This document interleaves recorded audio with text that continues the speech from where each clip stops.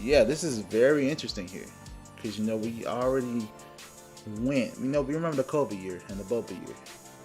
That was so weird, And with so many players being injured, I think this just raises the conversation again about shortening the NBA season. Yeah. Yeah. Well, what are your thoughts on that? Should the NBA shorten this NBA season? Typically, to remind y'all out there, typically the season is 82 games. So, yeah, what are your thoughts on that?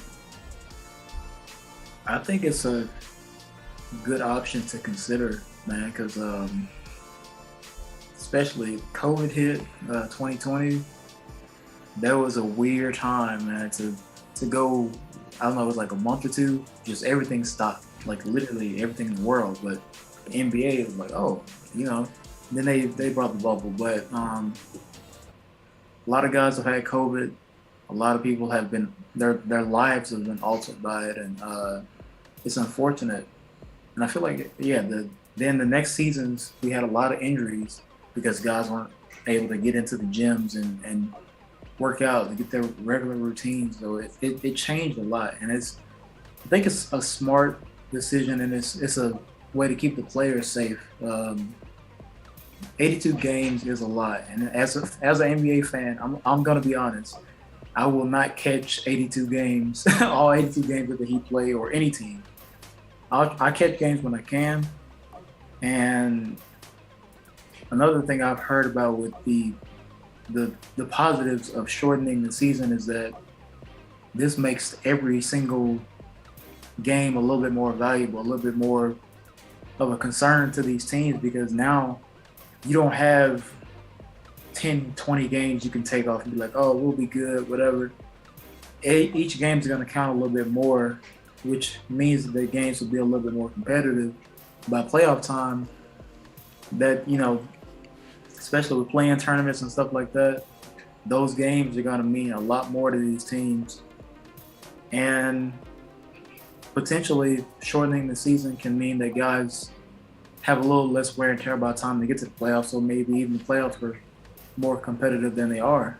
I think it's a good idea to shorten it. I'm not sure when that will take place, but I do think it's a good option to consider for sure. Yeah, we won't talk about them Silver being opened up to a mid-season tournament. He's been talking about that for a little bit. We'll get into that in a second. This is his exact quote when he was asked about it, and the question was posed to him about players being injured and not being in the playoffs, and if they think that shortening the season will help with the injury. So this is his quote right here.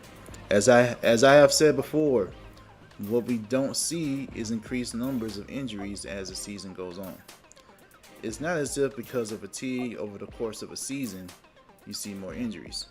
We do see a connection between actual fatigue, for example, from back-to-backs or 3 in a row. We think that can potentially lead to more injuries. So basically, he will only do it if it can prove that it will help them to mitigate injuries. I will give Silver credit for that. He has gotten rid of a lot of back-to-backs. Mm-hmm. And they're definitely not playing 3 games in a row anymore. Mm-hmm. So I do give Silver credit for that. He's just looking at the data and seeing, okay, what can possibly lead to injuries. So, and as commissioner and for your business, I understand that, because less games means less revenue, particularly for your local area these teams are in, and for media contracts. The more games you have, the more games you can show on TV, things of that nature.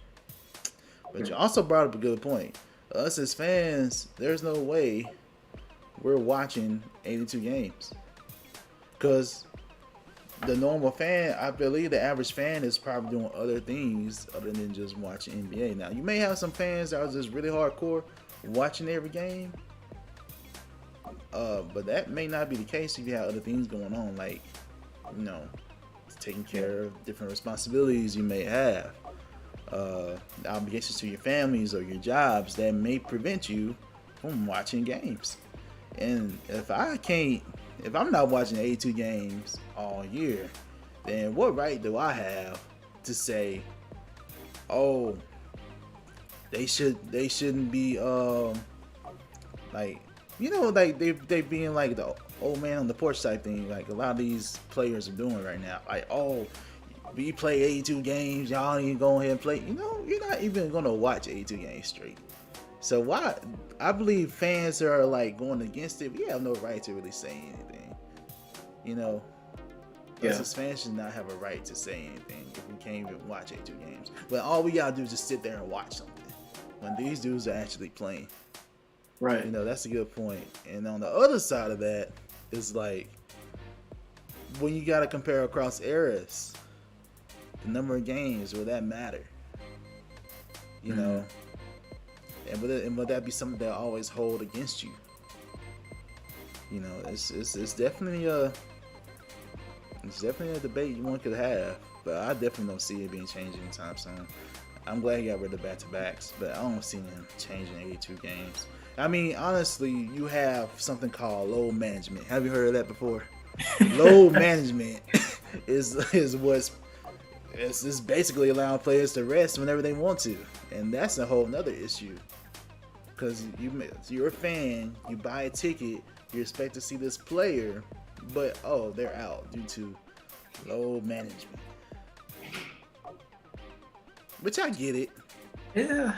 I get it, but at the same time, you know, that's going to be a whole nother issue once the CBA comes around.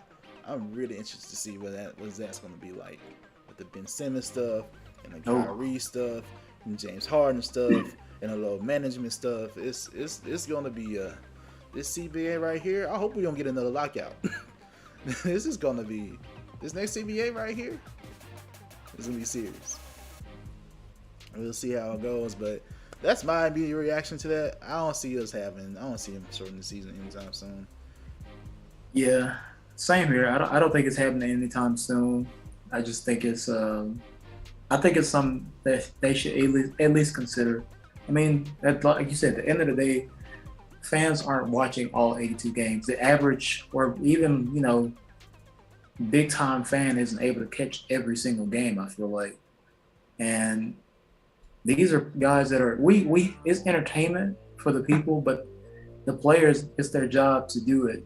And they sacrifice their bodies every week, every day, you know what I mean? So I'm open to it, and we'll see what goes down, man. Yeah. Remember, let's get back to the midseason tournament thing. He gave an update on it. He said it still remains on the table, but it's not finalized yet because they have to still have discussions with the NBPA and things of that nature. So, but the fact that they're even considering to have a mid-season tournament, does that play into the idea of that, okay, we need to do something to make the regular season more important?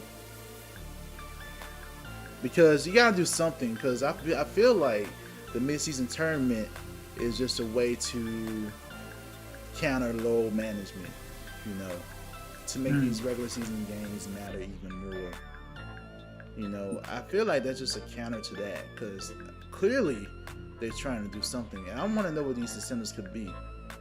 There gotta be some really good incentives. And we already talked about WNBA earlier having the Commissioner's Cup during the mid-season, so like, I'm not sure what this will be. I'm looking forward to see what the details will be, but I honestly feel like this is a counter to like load management in the regular season, and to make those games matter more, and to prevent tanking. Yeah. So, yeah, what are your thoughts on that?